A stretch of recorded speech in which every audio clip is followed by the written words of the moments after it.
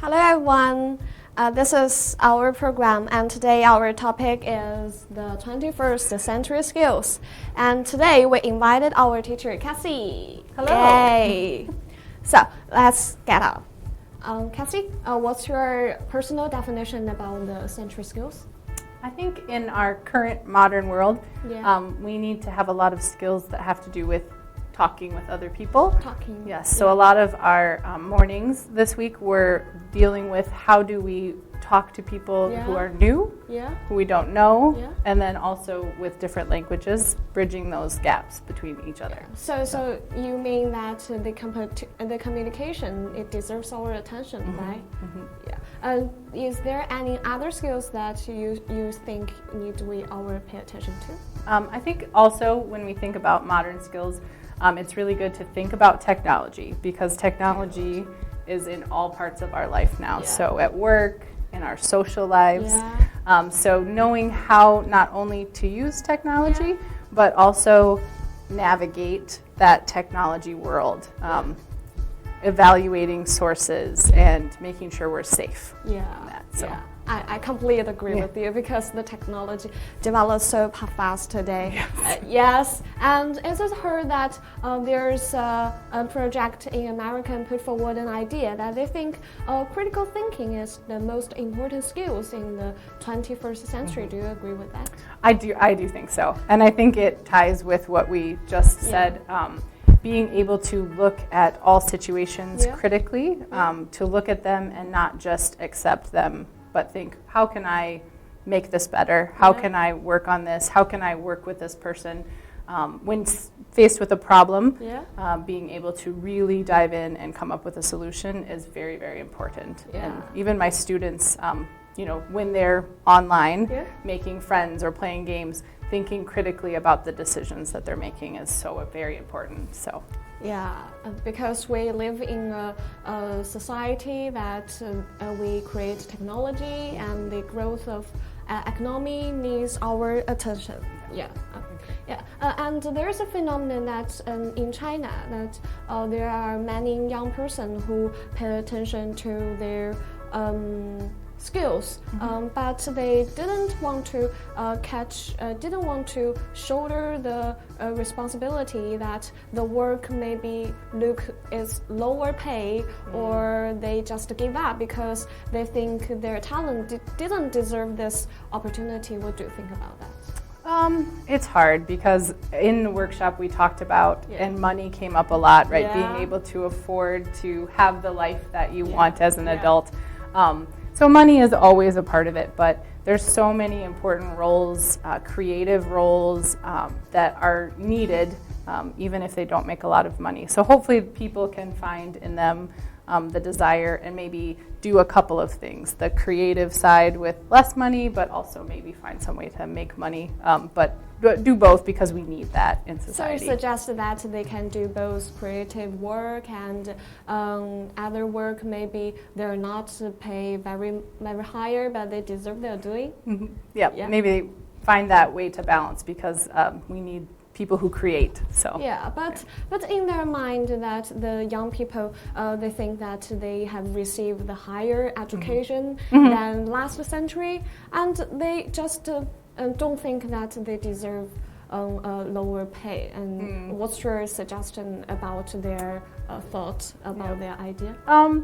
I do think that sometimes when we look at the work world, the working world, it is hard when you have gone through a lot of education and paid a lot of money for education to start, but we all have to sort of start at that first level and learn so much from it and be open to those experiences and that knowledge that we gain and know that the money will come. So I think that we live in a new era and everything that is fresh deserves our learning. I think we can look at it critically, right? Yeah. I think a lot of it, is, but that is where the critical skills can come in and deciding what we should devote our time to. I think that's an important skill for all of us. So. Yeah, I agree with you. As we all know that you're a teacher, and I want to ask a question that in your teaching, what kind of skills that you mostly pay attention to in your teaching? With my students' skills, Yes, your students. I teach science, so I teach biology. Yeah. So I do work on critical thinking and evaluating skills a lot with my students. There's so much information in science, and science is changing so quickly that having that ability to read something and think critically is very, very important in science. So do we you do usually give them some information or play some games to just grow up their habit of critical thinking? Yes, yes. You usually do that? Yes, games and reading articles and deciding if it's a strong article or not. And so trying to get them to do it rather than just hear it. Yeah. So. Once you find that maybe there is a student who is not interested in it, what will you do? Oh, that's hard. It's hard. You can only help a student so far, and then they have to have the desire. So keep presenting opportunities and hope that they will find something that interests them and then become excited about learning. But it is difficult. Yeah, it's yes. difficult, but it deserves our time because the student is our future. Yeah, definitely. And as teacher, that we always praise them for their keep teaching them without regrets, yes. and they keep passing their skills to the students. Yes. Yeah. Yep. Keep trying and keep find trying, them hopefully eventually. Yeah. And in your teaching experience, have you ever is there exist a moment that you suddenly realize that your importance of students?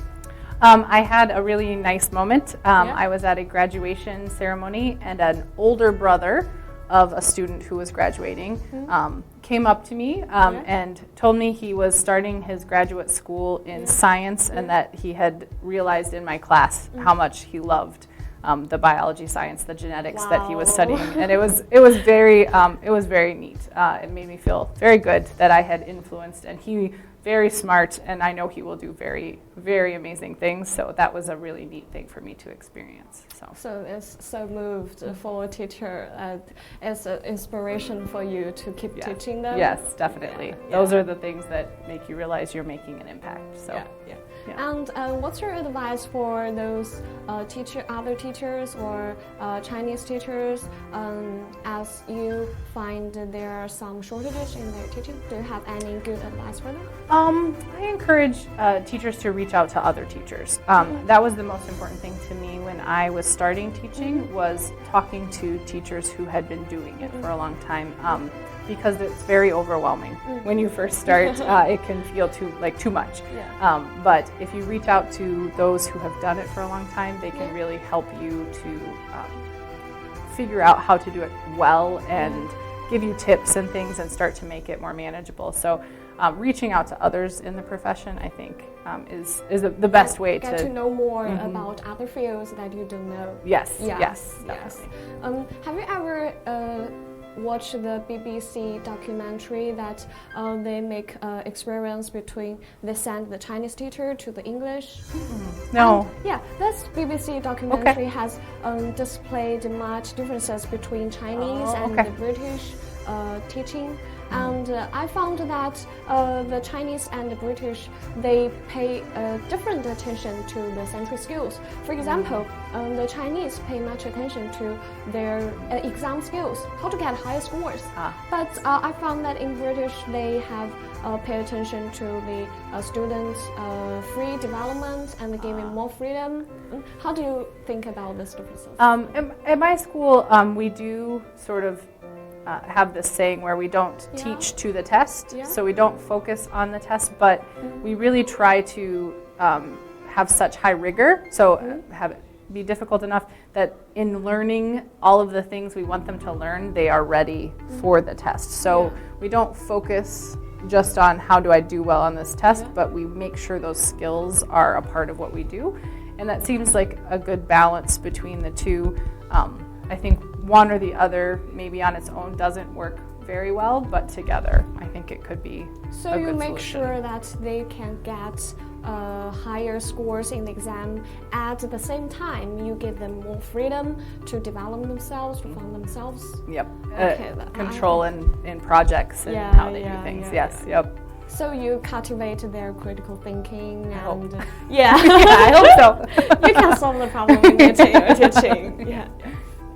So today according to you, that we may conclude that we have critical thinking, and we may have to try many things that we didn't know before. And as a new arrow person, we need to be creative at the same time that we may need to do much things that we can.